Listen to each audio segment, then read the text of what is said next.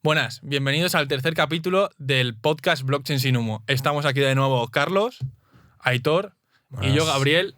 Y hoy, antes de empezar con el podcast, queremos advertiros que vamos a hacer un cambio de formato. En el primer capítulo dijimos que íbamos a distribuir los podcasts durante la primera parte íbamos a explicar algunos conceptos y luego en una parte final más pequeña íbamos a hablar de ciertas noticias de la semana.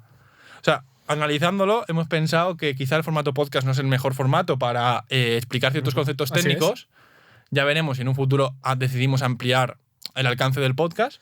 O al menos estos conceptos técnicos tan abstractos. Sí. Abstractos. Y de momento vamos a cambiarlo a algo más modo tertulia. Traemos temas, más bien relacionados con noticias que han ido pasando, pero pueden no ser noticias. Y vamos a hablar como una conversación que tendríamos nosotros como en su origen, como dijimos, que empezó todo en una conversación en un Starbucks. ¿Sí? Pues lo mismo que hacemos ahí, un poco más calmadito y ordenado. Bueno. Depende de cómo se vaya el tema. Todo lo que lo podemos hacer. Sí, todo lo que somos capaces de hacer. Pero eso, va a ser modo tertulia. Entonces, hoy tenemos preparado 5 o 6 temas que iremos hablando, muy en relación todo con la descentralización, centralización, con todo el tema de FTX, que ahora pasaremos con ello.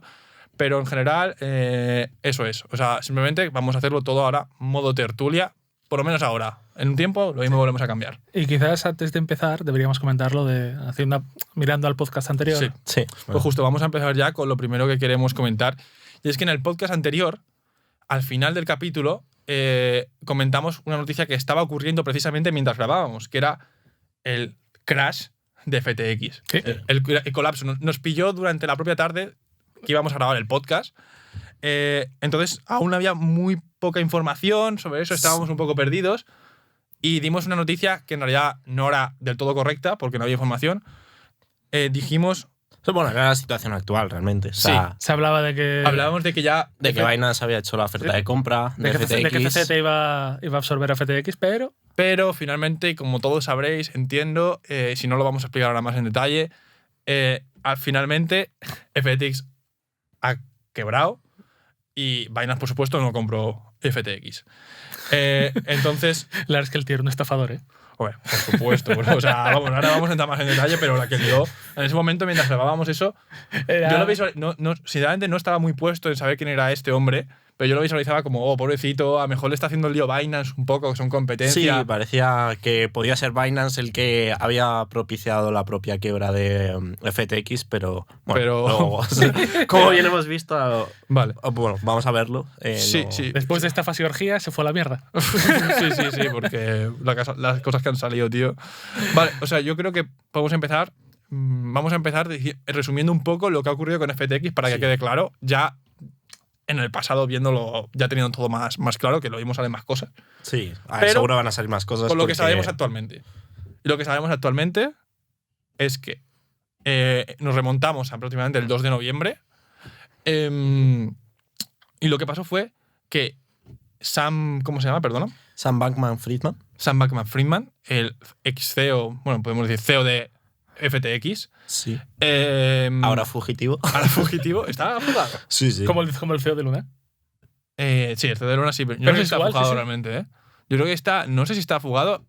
Realmente no lo sé, ¿eh? Yo creo que está en la broma. Creo que sí, Pero pero Ha bueno. colaborado con la policía de las bromas para hacerle todo lo escrito que tenían y todo, ¿eh? Pues puede ser, no sé. O sea, vale, de todas formas, eso es irrelevante. Vale, lo que ocurrió fue que Sam Bankman-Friedman lo que hacía era que tenía 2 empresas. Era el CEO de FTX y aparte founder de Alameda, que era una sociedad de inversión en criptoactivos. En criptoactivos, básicamente. Entonces, lo que ocurrió fue que se descubrió que tenía $5 billones en el token FTT. El token FTT es el token que estaba lanzado por su otra empresa, FTX. Entonces, lo que ocurrió básicamente es que Alameda tenía aproximadamente el 80% de todo el token FTT. Eso no es un problema.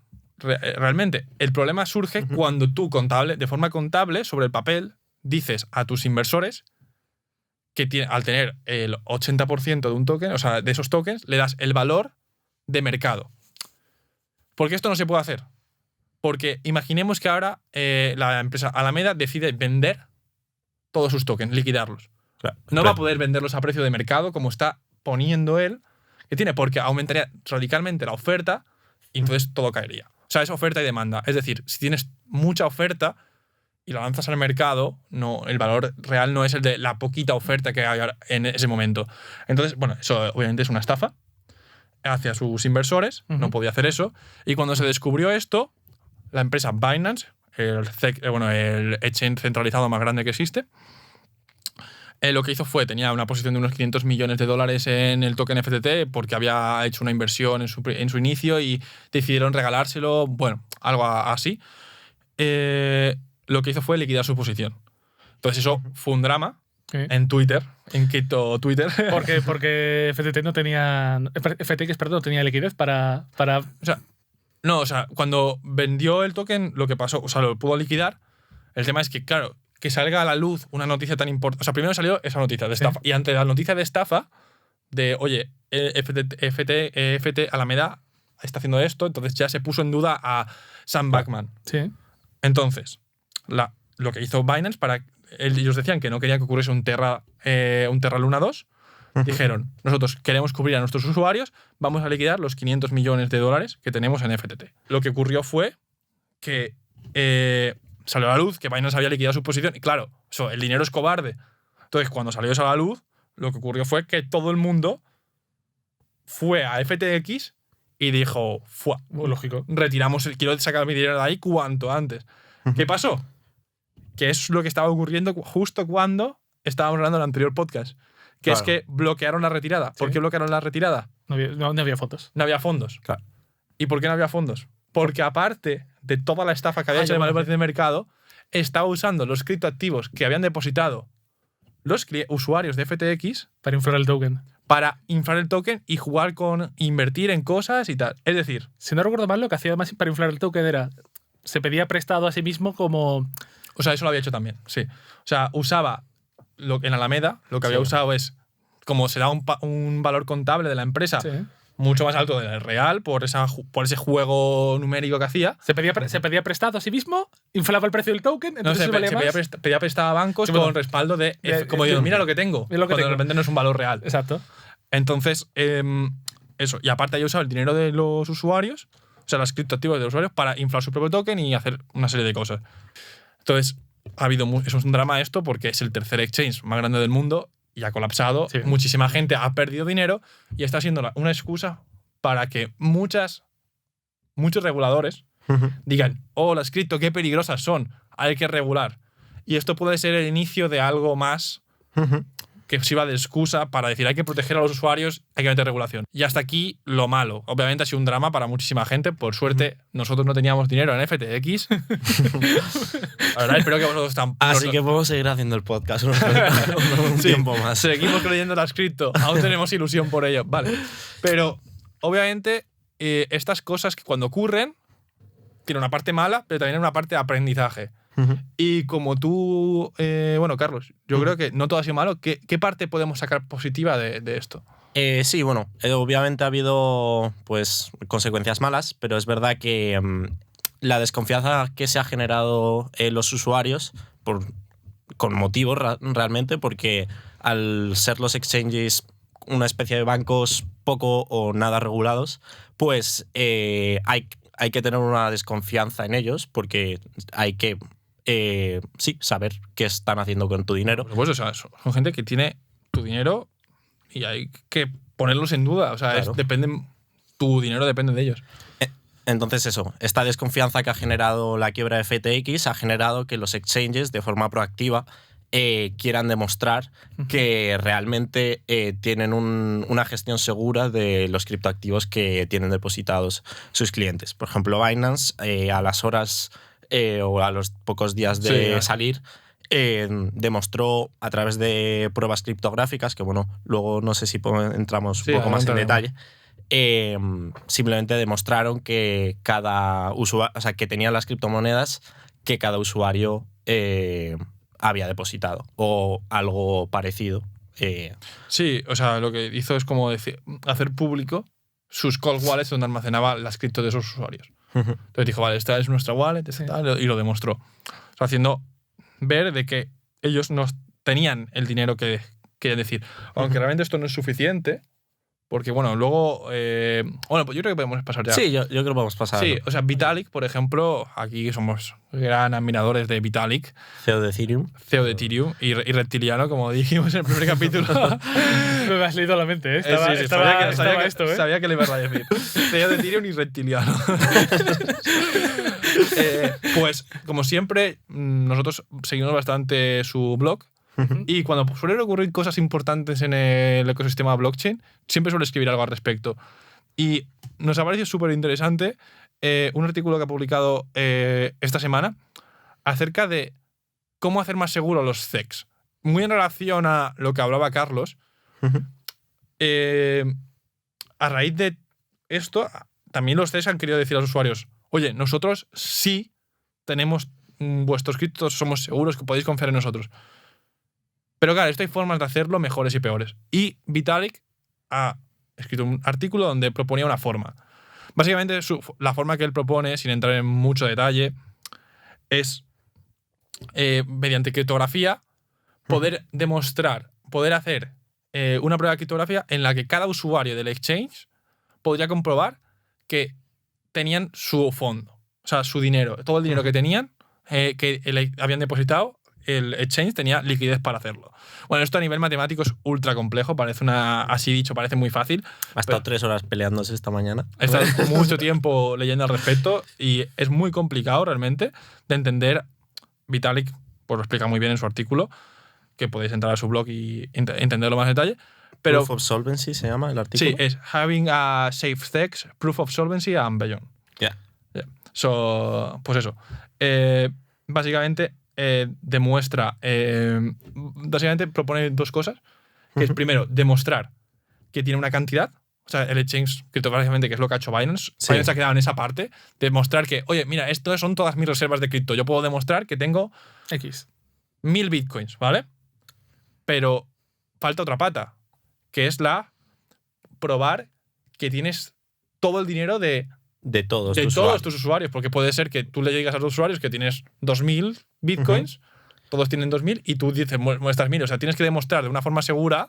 Claro, yo creo un ejemplo muy práctico, o sea, muy visual. Imagínate que nosotros tenemos un bitcoin depositados en FTX o en otro exchange. Esperemos que en FTX no. No, en FTX no. Bueno, ya no. Imagínate. Ya no lo tienes. Pues tenemos un bitcoin depositado en Binance. Si ellos hacen la proof of solvency que han hecho ahora de decir, vale, tenemos 2 bitcoin.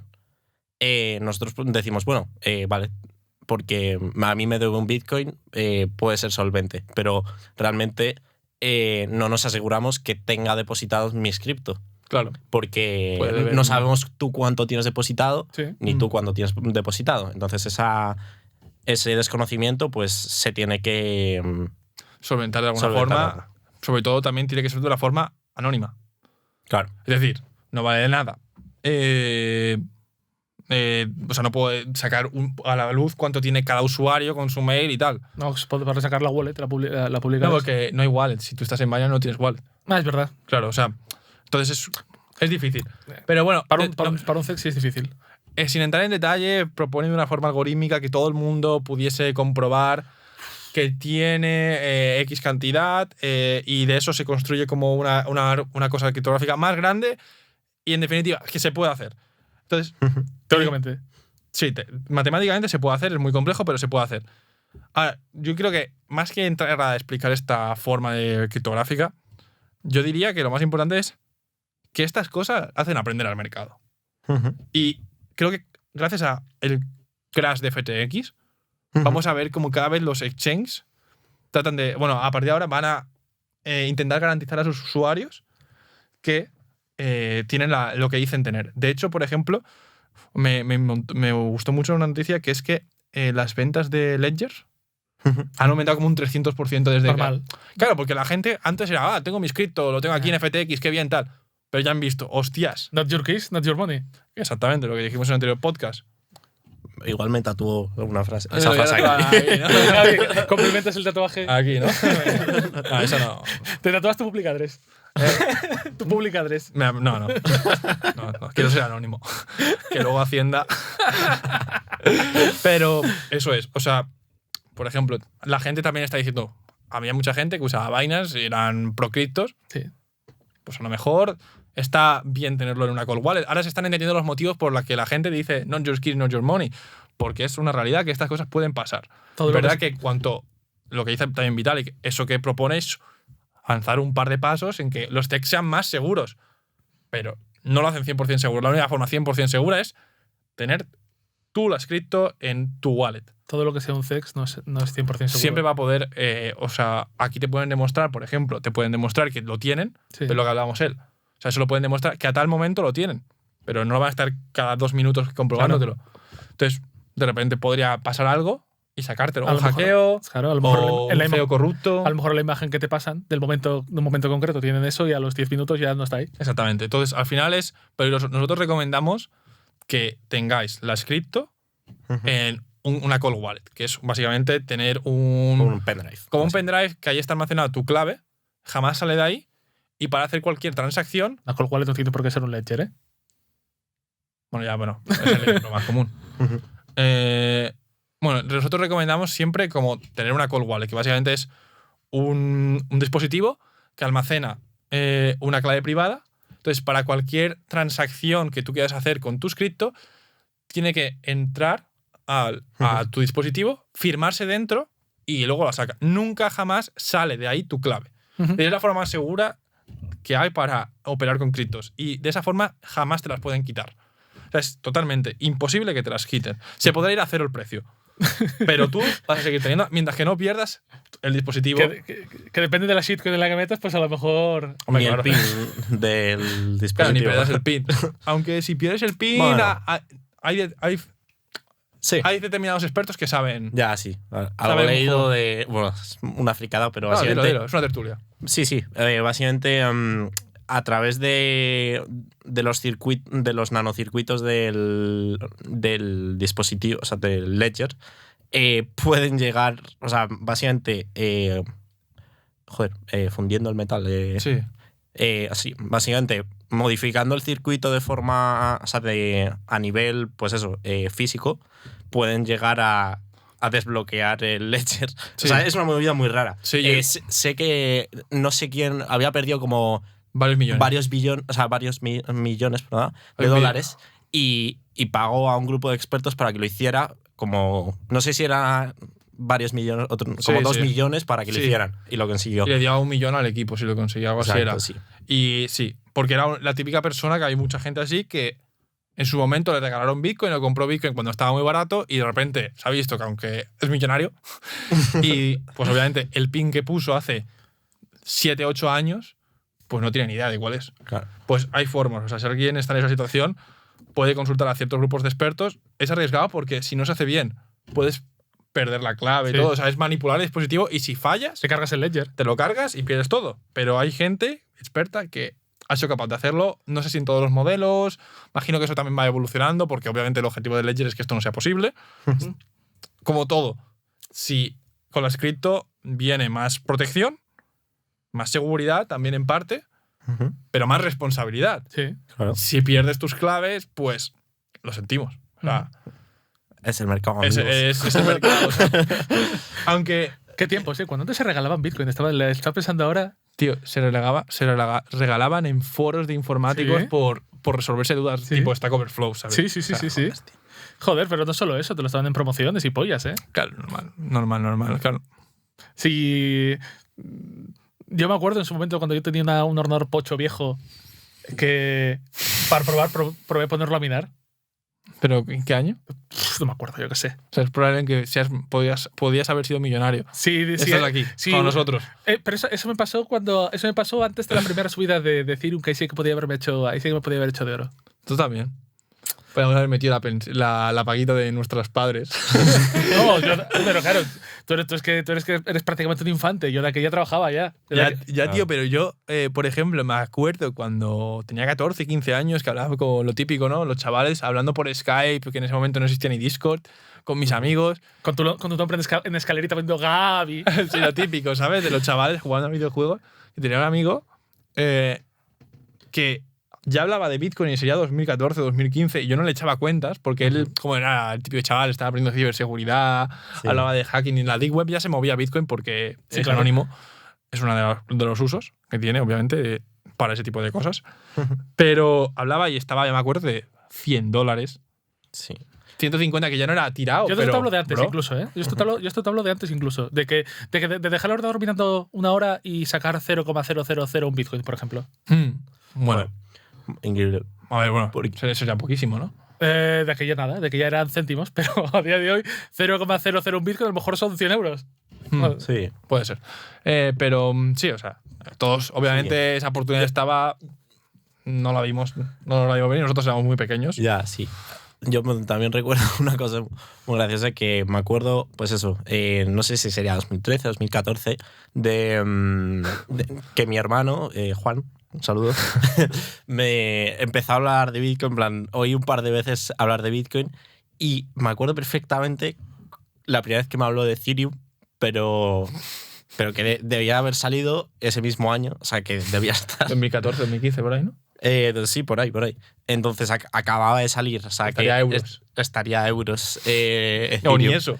Es que no sé el precio de salida. Sé que tuvo una ICO en Bitcoin. O sea, no sé el precio exacto, pero o sea, estaba relacionado con el precio de Bitcoin, el precio de la ICO. Y, o sea, que también me acuerdo de oír smart contracts y de decir, ¿pero qué es eso? Que sí, son historias muy graciosas que. el de carro es cosas- pretecnológico. Sí. Guau, bueno, y sin irnos más lejos, tío. O sea, 2018, 2019, cuando nos conocimos, tío, la Sí. charla, ya lo hablamos sobre el podcast, la charla que tuvimos del equipo de Telefónica de blockchain, que nos hablaban de Ethereum y estaba a $100. Sí. O Estaba sea, muy barato. como todos, o sea, mucha gente ha perdido la oportunidad, no la vimos venir, nosotros éramos pequeños. Habrá gente, pues mira, que ha tenido, pues que se la vio, pues enhorabuena por ellos. Yo creo que aún así estamos en.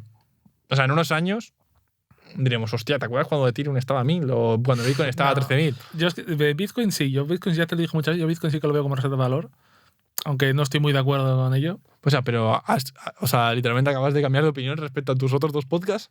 No, que el uso de Bitcoin no Ya tiene le hemos otro- adoctrinado lo suficiente. Bitcoin no Bien, tiene- hemos conseguido el primer. adoctrinado. escucha, Bitcoin no tiene otro uso.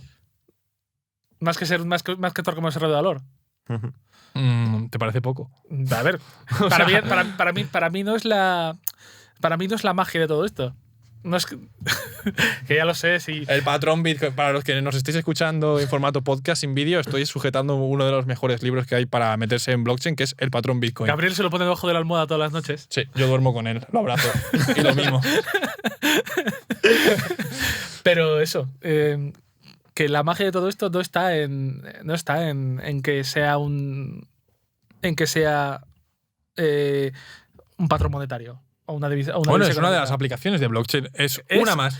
Eso es la magia. La gracia de todo esto es que es al genio que se le ocurrió sobre lo que corre Bitcoin. Satoshi, si nos ves desde aquí, te admiramos. Sí. Si algún día encantaría llega que- este mensaje, te queremos.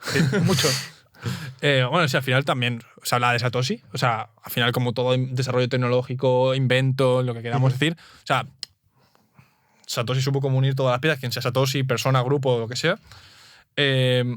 Al final está apalancado en un montón de conocimiento que se forjó en los años 90, principios del 2000. O sea, y toda la historia matemática y tal. O sea, Claro. es al final fue el momento idóneo para que surgiese una tecnología así. Sobre todo por eso, por el valor de confianza y de seguridad que aporta el que eso corra sobre algo tan descentralizado y que requiera tantas validaciones que sea prácticamente imposible pervertir. Sí, Yo, muy importante. en relación con esto, me gustaría, otro de los temas que queríamos hablar hoy es sobre una noticia que personalmente al principio no le di tanta importancia, pero leyendo más en detalle sobre ella, me parece que es la hostia, que es, no sé cómo se pronuncia realmente porque es un nombre egipcio, un dios egipcio, se llama Deyet, o sea, es D-J-E-D. que- Me has despistado muchísimo con lo de Dios. Lo de Dios egipcio. Eso pero el podcast no va de dioses. no va a Pero ¿No no va de de Satoshi, no de… No, pues el tema es que en relación con patrones monetarios y tal, me gustaría empezar a hablar de este tema. Y es que Cardano, el ecosistema de Cardano, va a lanzar una nueva stablecoin, se llama Dayet. Y hasta aquí, ok, una stablecoin más, USDC, tenemos Tether, tenemos un montón. O sea, Sí, hasta bueno, ahí ninguna novedad. Gabriel el hater de Para Tether. poner un poco de contexto a todo el mundo, que igual hay gente que no, Vale, sí, no no. tiene tanto conocimiento de lo que son las stablecoins. Básicamente, un problema muy común de las criptomonedas es que tienen una alta volatilidad. Esto lo podemos ver. Bitcoin ha caído el 70% y también ha subido en los últimos años al 30%. Y variaciones del Sí. 5% diarias perfectamente. Variaciones Sí. no asumibles porque en realidad nuestro día a día lo medimos en dólares o euros, depende de dónde estemos. O Claro. sea, no en asumi- dólares, el mundo se mueve en dólares. sea, el mundo al final se mueve en dólares. Ujú. Pues bueno, al final, pues eso, la volatilidad dentro de las cripto, hay momentos en los cuales no es deseable tener esa volatilidad y prefieres tener una estabilidad que, aunque sea, por ejemplo, inflacionaria, que pierda valor, pues como puede ser el dólar, pues es más deseable una pérdida asumible que una incertidumbre. Pues Exactamente. pues bueno, las stablecoins vienen a resolver este tipo de, este problema, básicamente creando criptomonedas estables. La forma de resolver este problema normalmente es simplemente ligar esas criptomonedas a una moneda fiat, como puede ser el euro o el dólar. Las más comunes son USDT y USDC, que están ambas soportadas por el dólar, que básicamente son empresas que emiten USDT y USDCs A cambio de un dólar. a cambio de un dólar. Y exactamente. se reservan ellos un dólar. Entonces siempre podrías intercambiar el USDC o el USDT por un dólar, en teoría. Esto Vale, eso también está es importante porque también requieren una fiscalización de Sí. esto. Igual, hay empresas más transparentes y menos transparentes. El problema de eso ahora mismo. Y perdón que te interrumpa entonces. Sí. ¿Cuál es la. ¿Qué aporta Dejex o Cardano a Ah, todo sí, esto? Sí. O sea, eso es, Carlos ha definido lo que es una stablecoin para que no lo sepa. Ujú. Y al final ya hay stablecoins que hacen muy bien esa función. USDC, USDT. Sí, o sea, pero por ejemplo, USDC más, Sí. pero USDT, por ejemplo, ha tenido un DPEG. ¿DPEG se dice? DPEG. Sí. DPEG, vale. O sea, Un DPEG es que es, Sí. si debería valer un dólar, pues vale menos que un dólar. sí, o sea, si Pero estamos hablando eso- de que el valor de una cripto es que siempre vale un dólar, es una representación de un dólar en un activo criptográfico, y de repente su valor pasa a ser 0,91 dólares, Hay un estamos problema. hablando de que su valor, que específicamente vale siempre un dólar, no lo está cumpliendo y es bastante. USDT. Y eso es porque USDT, aunque garantiza que lo tiene y todo eso, el tema es que no es lo suficientemente transparente. Entonces, en algún momento de pánico, por ejemplo, cuando Terra. pasó lo de Luna. Terra, Sí. llegó a separarse del precio hasta llegar a 0,91. Sí. O sea, en momentos de Yo compré incertidumbre... Tether en ese momento. O sea, ganaste ¿Compraste un día por- Tether? Compré Tether, pero poco, porque tampoco Yo, te- tenía. yo tenía ahí, tío, Tether y me cagué un poquito. Sí, porque dije, como os pase el Terra Luna 2, me muero. Pero sí, estábamos trabajando Estamos en juntos, Abre. yo estaba... Sí, llegaba blanco todas las mañanas. No, fue un rato, fue solo un día. Fue solo un Sí, sí, día. fue poquito. Ya, ya, ya. Pero... Hola, eso. vale, no la Fede. Pero eso, el problema fue, o sea, ese es un problema. Y el tema es que UTC, por ejemplo, tiene más transparencia, está más auditado, Sí. pero claro, a ti ellos eso tiene un valor porque te prometen que siempre existe un dólar que te respaldarían y te lo cambiarían. ¿Y por qué estar auditado? De alguna Tiene que forma. haya cierta auditoría. Bueno, pues lo que propone Cardano es crear un criptoactivo con una prueba de solvencia criptográfica. Muy buena. Al igual que hemos hablado de tener un CEX con una prueba de solvencia, ellos quieren hacer lo mismo con un CEX, esa prueba de solvencia que propone Vitalik, con con dólares. Es decir, que de forma criptográfica ellos probarían que siempre tienen la cantidad. O sea, además, eso por un lado. Además, también un detalle que es una stablecoin algorítmica. Es decir, que tienen una serie de smart contracts on-chain. Si no sabéis lo que es una smart contract, podéis ir al capítulo 2, donde lo explicamos en detalle. Pero básicamente lo que hacen es, tienen unos smart contracts que cuando cae el precio por debajo de un dólar, pues lo compran porque bueno, está más barato del precio real. Yo sé que eso vale un dólar porque lo tengo. Ujú. Entonces lo compro Y cuando está por encima de $1, vendo porque digo, no vale más de $1. Entonces, juegan con ese margen, entonces aumentan la oferta cuando aumenta la demanda Sí. y al revés, y viceversa, ¿vale? Para mantener siempre un precio. Sumado a que además mantienen siempre el respaldo. No es que hagan ese juego algorítmico siempre, sino que hacen eso. Tal. Además, otra de las cosas que me gusta un montón es que garantizan, por ejemplo, USDC y USDT, te garantizan que tienen ese dinero, pero para ganar, porque al final son empresas, tienen que ganar dinero. Lo que hacen, por ejemplo, USDC tiene, si no me equivoco, pero aproximadamente tienen el 50% en reservas, no, en reservas de dólares, y un 50% invertido en bono del Estado de Estados Unidos, que es como súper seguro. Sí, pero además deuda a súper corto plazo. O sea, es una forma para ganar. A 3 meses vista, creo es. O sea que al final es para obtener un beneficio que realmente luego el beneficio es muy grande porque… Claro, porque van a mucho volumen. Claro, si tienes 8 billones a muy corto plazo, pues realmente… El que tenía Bitcoin era Tether entonces, ¿no? Bueno, no, técnicamente no deberían porque son estables. Claro. O sea, tienen que tener… Tether no se sabe muy bien en qué lo está- tiene. Creo que hace poco salió el último audit que tuvieron y era parecido, era tenía un perfil de riesgo un poco más elevado, pero Pero bastante seguro. Pero bastante seguro igual. O sea, creo que tenía bonos más largos de algo más de 3 meses, pero casi todo en cash, vaya. Digamos que su modelo de negocio consiste básicamente en eso. Oye, nosotros cuando compras un Tether, nosotros lo guardamos, pero lo invertimos de ciertas formas tu dinero para que para generar y que nos salga rentable como una empresa, como es totalmente normal y respetable. La cuestión es que, claro, puede ser que si se invierte de determinada forma mal, se tiene que estar auditado, es un poco peligroso. Entonces podría llegar a ser que en un momento en que todo el mundo se ponga a retirar, No se podría. no se podría, porque si tienes el 50% invertido En bonos. en bonos del Estado, ¿vale? Que será muy seguro, se podría hacer algo que te lo podemos recuperar en unos meses, podrían hacer algo, ¿vale? A lo mejor no es dramático. Pero en el caso de que todo el mundo quisiese retirar, no lo tienen. Habría que ver el porcentaje de respaldo. Quiero decir, si Bueno, por era cada… 50-50 USDC. No, digo, si por cada USDC tienen Sí. dos, Sí, eso es… Por ejemplo, No, o tienen, si por cada USDC hay $1 o por cada USDC hay $2. o sea, hay $1.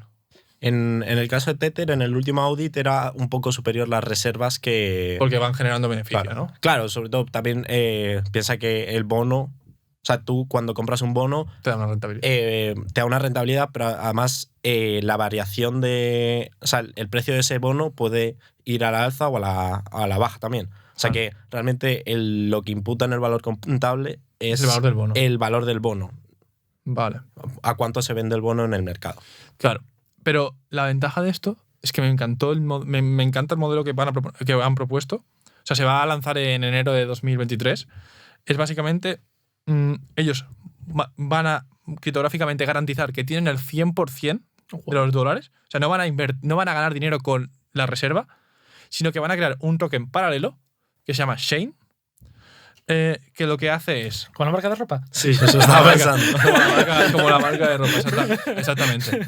Pues se llama Shane y lo que van a hacer es, como he dicho, es una stablecoin algorítmica que básicamente cuando está baja por debajo de 1 compran y cuando sube por encima de 1 venden. Entonces ahí se genera un beneficio. Ellos saben que tienen 100% de reserva, entonces si baja por debajo de 1, compro porque es beneficio 100% seguro. Si sube, Al final es arbitraje. Es arbitraje. Es posiblemente pequeñas correcciones de mercado.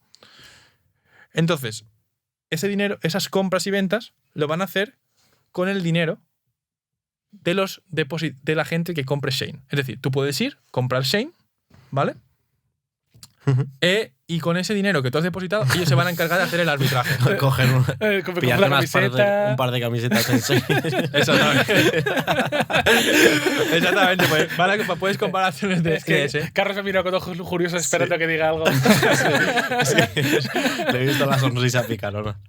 Pues eso, me mola porque Sí, su modelo de negocio se basa en arbitrar más bien, y el dinero va, o sea, el dinero que ganan con ese arbitraje se lo dan a la gente que ha depositado dinero para hacer el arbitraje. O sea, total, me encanta. Entonces, esto iba en relación a lo que has hablado de Bitcoin. Sí. Porque Carlos y yo hemos tenido una conversación muy interesante que es sobre la necesidad de la estabilidad en el sistema DeFi. Sí, es verdad. A ver, eso... o sea, todo el mundo que ha empezado a invertir o simplemente yo creo es bastante intuitivo que hay momentos en los cuales de mucha incertidumbre, por ejemplo el actual realmente, que sí, igual hay una inflación ahora del 8% ahora en España, Es una locura. que bueno, y mucha gente pues tiene como la tentación de querer invertir en este momento. Y bueno, es una... Creo es una esta intuitiva, igualmente, o sea, y puede ser que sea intuitivamente lo que te salga, pero al haber mucha incertidumbre, muchas veces es mejor asumir una pérdida pequeña a asumir un riesgo muy grande. El tema es no invertir a corto a día de hoy, porque no vas a, vamos, salvo que controles muy bien los ciclos de mercado, no vas a ganar. Pero también hay que como diferenciar cuando tú haces algo por inversión, cuando haces algo simplemente porque quiero tener el dinero ahorrado. El tema es que muchas veces en el mercado cripto ahora mismo es como que todas las aplicaciones, todo el mundo saca sus propios tokens, todo tiene un precio, es volátil, cambia. O sea, al final hay que, como hemos dicho, hay que llevar la realidad al mercado cripto o al blockchain. O sea, es decir, lo que no puede ser es que en cada tienda, en cada supermercado, en cada empresa nos hagan pagar en su token. Imagínate, es como si cuando vas al Corte Inglés, en la entrada te dicen, oye, si quieres comprar aquí, pagas en inglesitos. Pagas en... Te vas a Binance a cambiar tus euros por inglesitos. A cambiar y o sea, no tiene sentido. No. Entonces, en nuestra opinión, o por lo menos en mi opinión, y también creo que Carlos está de acuerdo conmigo, en parte, no sé tú porque no lo hemos hablado. O sea, creo que lo que tendría más sentido es que todo se pague más bien en stablecoin. Exactamente, sí, totalmente. Si ahora mismo el patrón monetario es el dólar, que podrá ser mejor o peor, pero es un patrón. O sea, a mí, yo no creo que sea el mejor patrón, y creo que hay soluciones mejores como Bitcoin, pero ahora mismo es el patrón. Entonces, creo que en el ecosistema, en el blockchain, tienen que empezar a aceptar y usarse de forma única stablecoins, porque es lo que se está utilizando hoy en día. No puedes crear tu moneda, es ineficiente, es absurdo, es volátil. Tú sabes para qué la gente crea un token. Bueno, ya hay gente que crea token para especular, pero que tiene gente que no. El 90% de los tokens que hay en el mercado son meramente especulatorios. Y digo la cifra así y no me equivoco. O sea, hay algunos que tienen sentido, sí, ¿vale? Pero me refiero igualmente, yo creo que hay que dar ese paso. A pensar más en stablecoins. O sea, por ejemplo, el libro que tenemos aquí, el patrón Bitcoin. Lo ideal es que en un futuro, por lo menos nosotros creemos que lo ideal sería un sistema como el oro, pues digital, el Bitcoin, ¿vale? Y todo estuviese respaldado por ello. Y a lo mejor en un futuro podemos decir stablecoin de Bitcoin. Es decir, esta moneda representa 200 satoshis, ¿vale? Sí. No representa tanto. Pero de momento, cuando tú vas a la panadería, te cobran en dólares. ¿Será mejor o peor? Pero eso sí. Entonces... En euros. Bueno, vivo en Estados Unidos. Claro, ahora es lo mismo también. Sí. No, ahora mismo el dólar vuelve a estar un poquito por debajo del euro. ¿eh? Sí. Pues eso. En mi opinión, por lo menos, no sé qué opináis vosotros.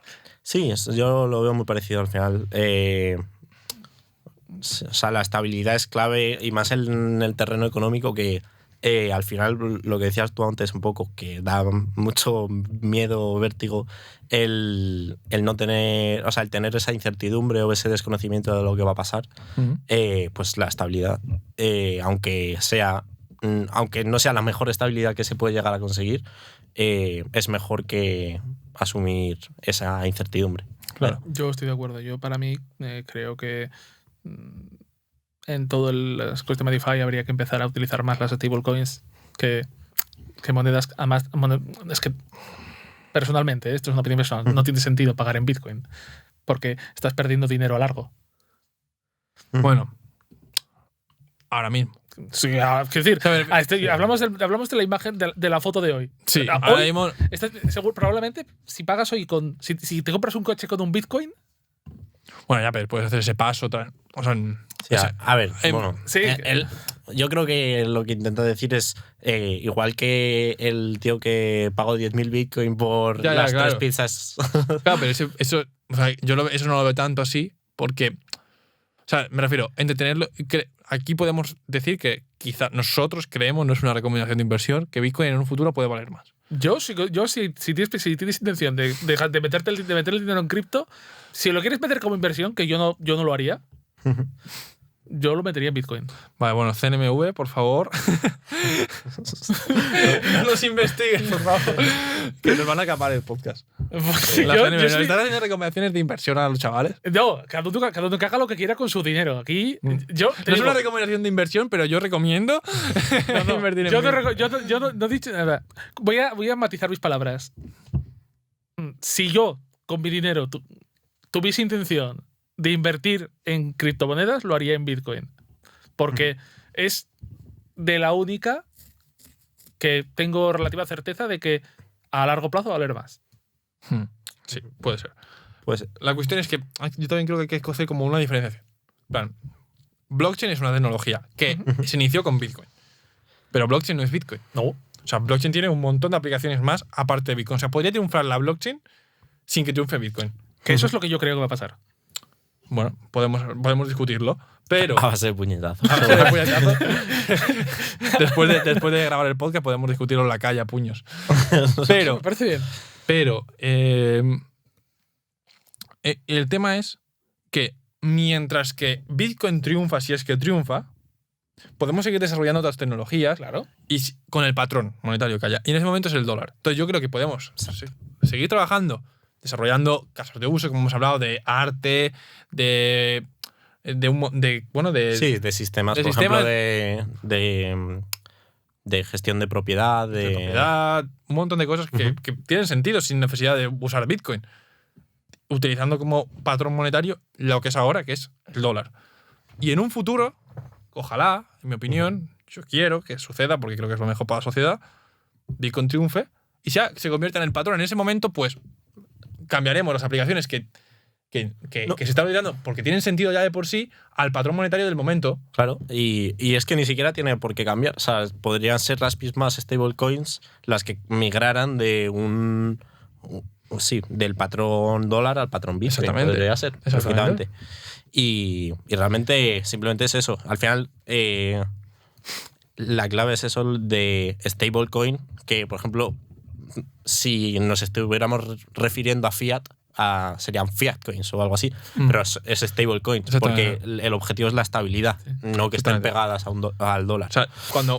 O sea, es como cuando tú tienes una stablecoin, lo que tú esperas es, vale, quiero tener este dinero, que al final el dinero es como el beneficio es como una base de datos. Si yo tengo 1 millón de euros es porque yo he aportado de alguna forma a la sociedad 1 millón de euros y la sociedad me debe ese dinero. Vale, lo puedo haber heredado o alguien de mi escala ha aportado más a la sociedad de lo que se le ha dado. Entonces, tienes como ese derecho que se paga en eso. O sea, cuando yo lo tengo en la moneda, en el patrón en ese momento, es como una base de datos. Yo no lo tengo invertido y no quiero que cambie su valor. Entonces, ahora mismo, en este momento no tiene sentido que un montón de aplicaciones tengan su propio token. Tal. Entonces, yo estoy muy de acuerdo con lo que has dicho tú. O sea, podemos desarrollar la tecnología blockchain, aplicarla a logística, a transporte, a arte, a propiedad, a gestión de activos, a un montón de cosas. Y si en un momento triunfa Bitcoin, esperemos, podemos llevarlo ahí, pero no son. O sea, se sustentan en la misma tecnología, pero no son lo mismo. Pero un poco a colación eso de lo que dices, de que la gente, cuando alguien hace un aporte tecnológico a la redundancia, a la tecnología, su forma de, entre comillas, recibir una compensación es vender algo de esa tecnología. Es un token. Sí, bueno, pues, token pero eso es algo que a lo mejor hay que cambiar. Claro, a lo mejor lo que habría que hacer es que se pudiese hacer una... O reorientarlos también. Porque, por ejemplo,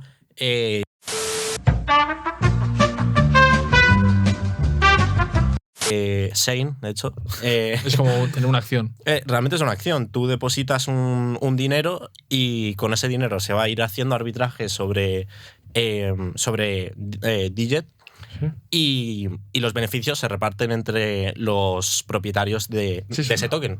Básicamente es una acción on-chain. Sí. Es un token que representa una acción. O sea, pues lo que habría que dejar es, igual que cuando sale una empresa, puede sacar una acción para financiarse, se le da un valor, pues, de acción y intenta ser un precio coherente.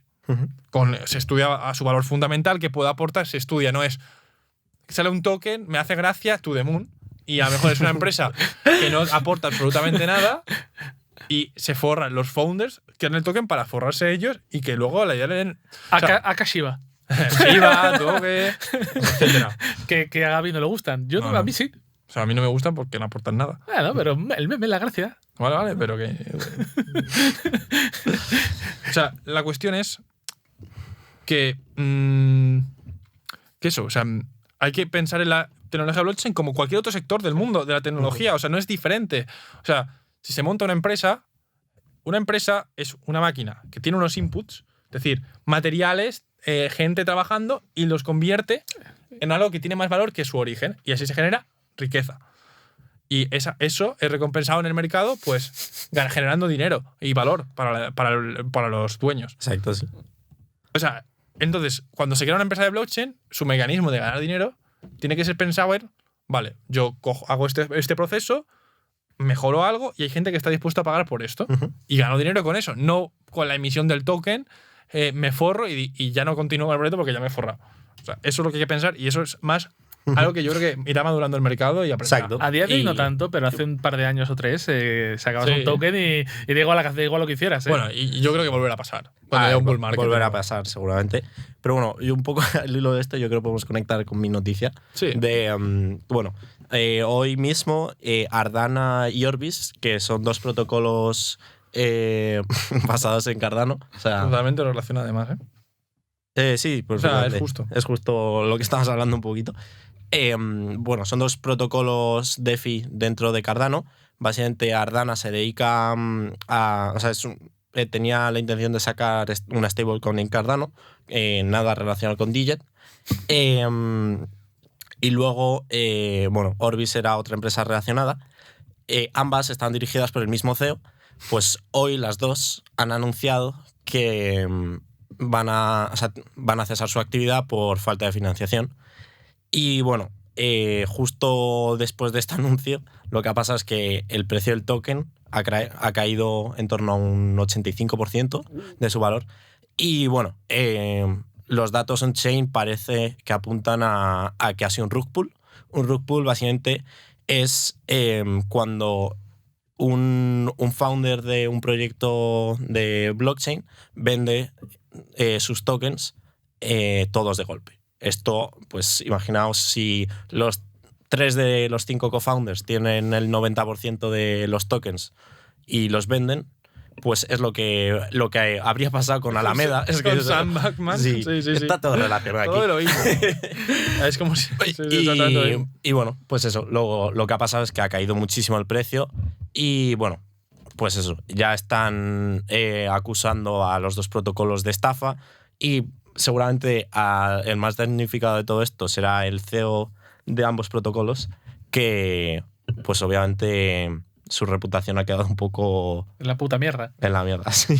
Al final es justo lo que decíamos. Es un ejemplo más de que hoy en día aún falta madurez en el mercado. Hace falta mucha madurez en el mercado. Pero madurez no es regulación. No, madurez es por parte de los usuarios. O sea, nadie hoy en día se pone a comprar acciones como un loco que no tiene… la empresa no vale nada. Bueno, alguna vez pasa, pero no… Alguna vez ha pasado. La gente especula con todo, es algo que va a pasar en cualquier mercado. Pero yo creo que hay más madurez. O sea, nadie entra al mercado o poca gente entra al mercado de acciones y dice, me gusta el nombre y no analizo su valor fundamental de ninguna forma y lo pongo… ¿Sabes por qué también? Yo creo. Porque no se ve… Porque se asocia mucho el mercado cripto a pelotazo. Claro. Pues Claro, falta madurez. Y hay que por eso yo creo que este tipo de crashes vienen bien. Sí, eso genera miedo. La gente liquida. Sí, es que… O sea, y cuando vuelve un bull market, la gente va a volver a volver el FOMO. Pero quizá, o sea, a lo mejor tiene que pasar 3, 4 veces más, 3 o 4 ciclos más para que cada vez pase menos. En plan, a lo mejor llega un momento, es que algo es una tecnología nueva. Nos pillará algún bull market con cosas para decir, vamos. Ya veremos. Puede ser. Esperemos. Pero sí, igual tenemos un sesgo un poco negativo del miedo, pero realmente el miedo es algo positivo y más en O sea, al final es el miedo a la incertidumbre que tenemos que tener y simplemente es algo que puede ser una heurística que nos guía a decisiones más seguras. Claro. Por ejemplo, a mí me parece que está muy relacionado a lo que está pasando ahora. A ver, no creo que la tecnología blockchain esté tan madura como lo que voy a comentar, que es la burbuja de las .com. Que todo el mundo creía que con las empresas tecnológicas, por ser tecnológicas, se hacían ricas. Tenían usuarios y la forma de...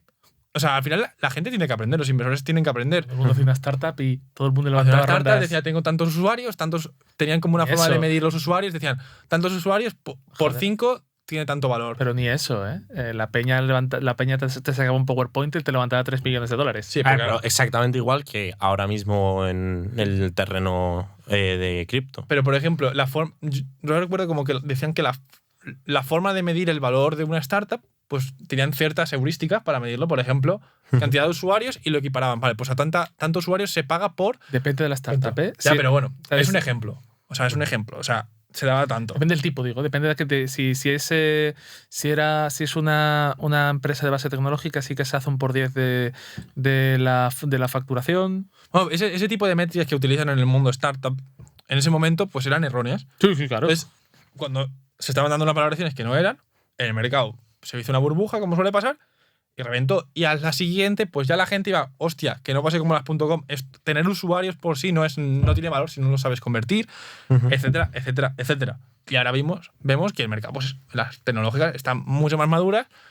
Facebook tiene o sea, están las empresas que están arriba tecnológicamente. Sí, no. Facebook es un buen ejemplo, ¿eh?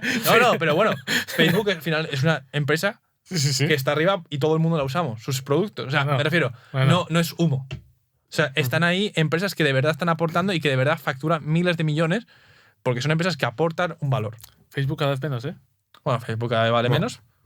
Pero me refiero, ese es el concepto. Es decir, la gente ha madurado y no por ser tecnológico, tal. Y es así. Solo, esto quizás sea un poco off topic, pero. Dale caña. ¿Qué Los off topic. Señor off topic. ¿Qué opináis de que el diablo abandere el metaverso? ¿De que el diablo Mark Zuckerberg? Bueno, pues Dale. el infierno para el diablo. Yo es que sí, cada vez soy más hater del metaverso, sobre todo porque creo que la ligación que tiene con las criptomonedas es escasa. O sea, no veo ninguna razón. O sea, Entiendo que A ver, puede la- ser el rollo de la descentralización y No, tal. la posesión digital. O sea, en un mundo virtual necesitas... Una de las claves de los humanos es poseer. Me acaba de venir a la cabeza la Pero- canción de Digimon, ¿eh? sí, pero es difícil que el proveedor de esa propiedad digital, puede ser un terreno en Decentraland, me parece difícil desligar la responsabilidad de proveer el servicio de Decentraland con la propia propiedad. No sé si me explico. O sea que siempre Decentraland te va a tener que proveer poder entrar a tu terreno que tienes como propiedad de NFT. O sea, la responsabilidad de proveer Sí. ese servicio es siempre de Decentraland. Claro, lo entiendo. Sí, que es propiedad digital. Tú Pero- tienes un NFT, pero pero el no gateway- tiene ningún valor si Decentral no te provee el servicio. Si el gateway de entrada sigue siendo centralizado. Claro. O sea, pero más en relación con... O sea, totalmente de acuerdo con lo que dices, pero más en relación con lo que dices de Facebook, en mi opinión yo creo que no están haciendo un buen trabajo. No. O sea, no está haciendo un buen trabajo. Ha sido una apuesta dura porque Facebook está viendo que cada vez está teniendo más problemas. Sí, porque el tema de Facebook empezó todo cuando iOS, Apple, le distorsionó las métricas que obtienen de los iPhones. Y A de mí, los- y de a mí los de todas Macs, formas, tampoco me parece... O sea, quizás no estoy de acuerdo con muchas cosas que hace Facebook a nivel personal, pero la gente tiene, por lo menos en el mundo tecnológico, demasiado hate a Facebook. Cuando tú- No sé, no sé, todo lo que tiene todo lo que huele a Facebook, bueno, ahora Meta, es como algo malo. Cuando todo el mundo usa Facebook, todo el mundo usa Instagram, todo el mundo usa WhatsApp, y es como, ¿por qué tanto hate? O sea, a ver, hay no mucho está hate, haciendo, no hay está mucho haciendo- hate porque no está haciendo nada que no está haciendo nada que la gente no quiera Hay mucho hate porque cada 3x4 Mark Zuckerberg está en los tribunales norteamericanos defendiéndose de demandas por tráfico de información fraudulento y pollas en vinagre. O sea, sí, porque parece como que es un negocio poco ético, pero todo el mundo lo usamos. Sí, pero ya no. Todo el mundo usa Instagram, todo el mundo usa Facebook, entonces no es algo tan malo. O sea, a mí, si Facebook crease un metaverso que fuese la hostia, con metaverso, ¿qué entendemos por metaverso? Porque habría que definirlo, pero digamos un entorno virtual. Adelante, tío. O sea, adelante. No una oficina virtual. Yo cuando hablo de metaverso, yo me imagino. Yo cuando pienso en metaverso, claro, esto es. Probablemente a 20 años vista, ¿eh? Yo pienso en Ready Player One. O sea, a mí me parece que tiene más sentido.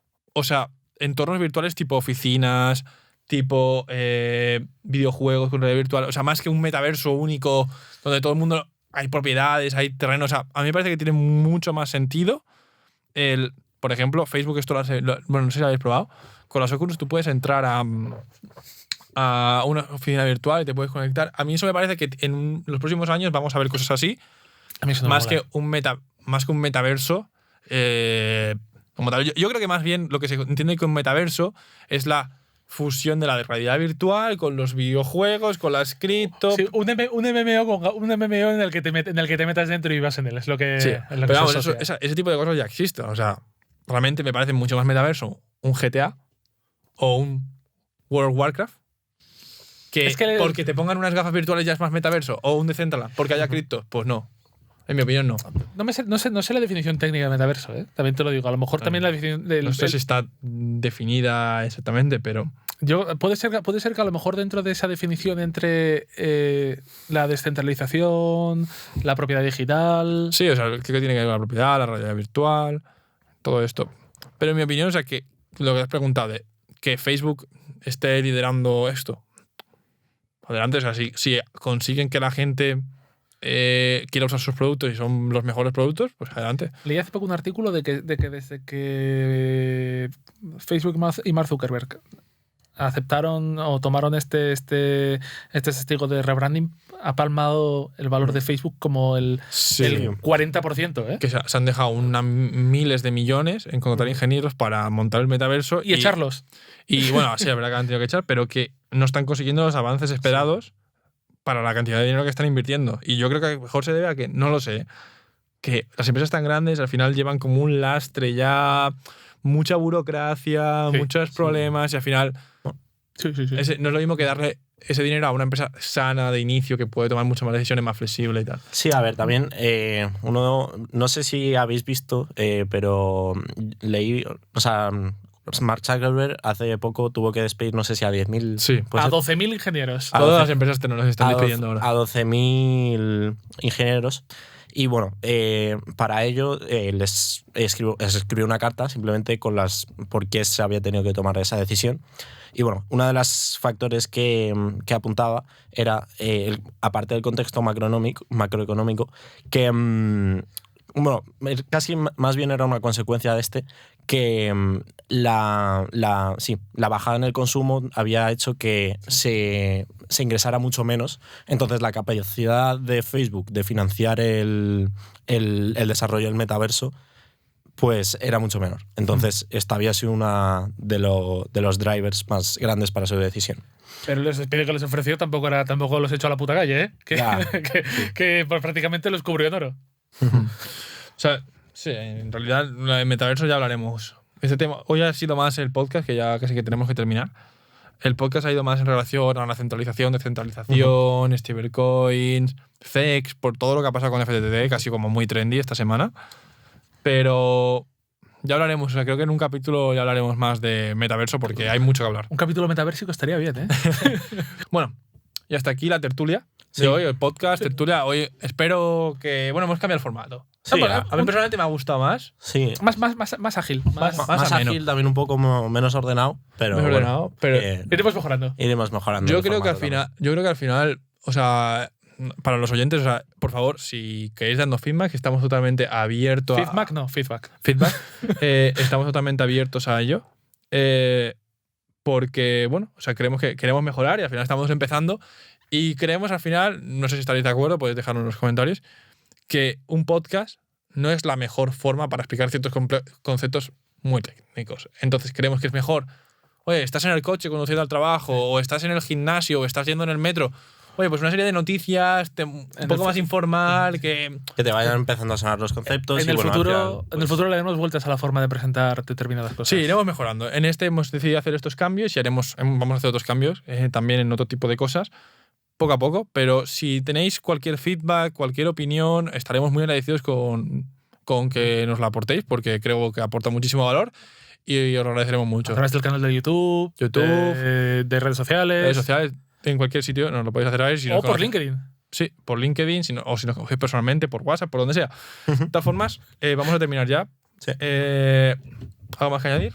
Nada más. Que muchas gracias, gente. Muchas gracias por escucharnos y ha sido un placer. Hasta la próxima. Chao.